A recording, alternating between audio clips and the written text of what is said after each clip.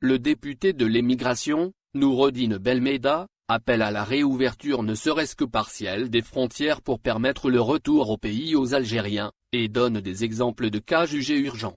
Certains cas urgents ont été interdits de rentrer dans les avions réservés au rapatriement. Ils avaient des parents qui étaient entre la vie et la mort, déplore M. Belmeda dans une déclaration à TSA, ce dimanche 20 septembre. Pour lui, dans la conjoncture actuelle on ne peut pas fermer les frontières aux ressortissants ayant un passeport algérien. Pour notre part, nous comprenons toute mesure que l'État algérien entend prendre, et nous sommes disposés à l'appliquer, ajoute-t-il. Nous sommes conscients que la situation épidémiologique est encore dangereuse dans tous les pays du monde, comme il se pourrait qu'on assiste à d'autres phases de cette épidémie. Et l'Algérie n'est pas prête à sacrifier la santé et la sécurité de ses citoyens. Mais il y a des Algériens qui doivent rentrer au pays, insiste-t-il. La communauté algérienne à l'étranger comprend parfaitement la décision naturelle et logique de la fermeture des frontières à cause de la pandémie de coronavirus, assure l'élu.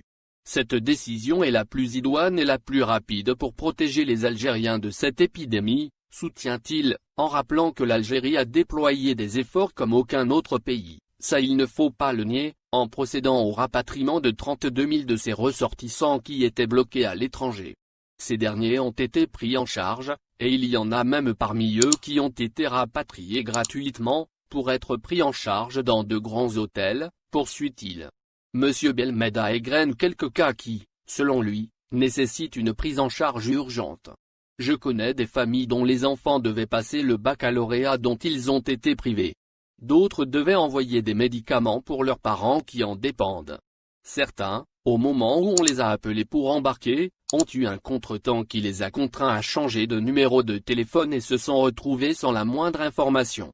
Un Algérien avait son fils hospitalisé m'a expliqué qu'il ne pouvait pas partir et le laisser, détaille-t-il. Il y a des Algériens qui ont une résidence à l'étranger et une nationalité étrangère mais qui travaillent et vivent en Algérie. D'autres ont la nationalité étrangère et la résidence à l'étranger mais ont des enfants qui poursuivent leur scolarité en Algérie. Il y a aussi parmi notre communauté certains qui travaillent à l'étranger pendant une certaine période et repartent en Algérie pour y passer le reste des mois. Certains n'ont pas vu leurs enfants et épouses depuis une année. Imaginez qu'un Algérien s'est contenté de voir son enfant qui était né en Algérie via le smartphone. Un Algérien qui réside à l'étranger m'a raconté que sa femme qui vit en Algérie est sur le point d'accoucher. Il est complètement désemparé devant cette situation.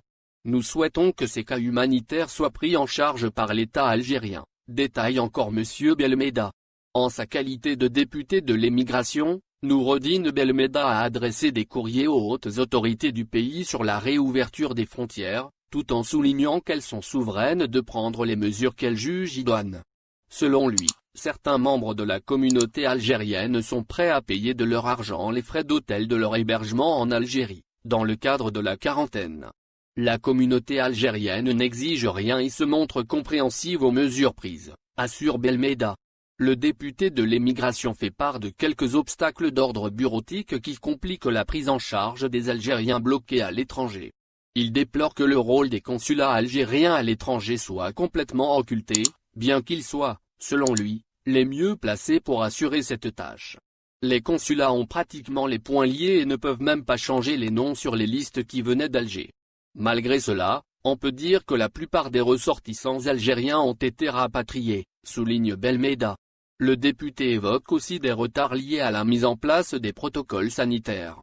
Je me suis longuement entretenu avec le Dr Mohamed Bekatberkani, membre du comité scientifique Covid, qui m'a certifié qu'il y a un retard dans certaines démarches dont le comité n'est pas responsable. Par exemple, il m'a indiqué que la compagnie Air Algérie n'a pas encore présenté jusqu'à l'heure actuelle le protocole sanitaire aux membres du comité scientifique pour validation. Même chose pour le NTMV, Société de transport maritime. J'ai moi-même pris attache avec sa direction qui m'a assuré que le protocole sanitaire la concernant est prêt et se trouve au niveau du ministère des Transports.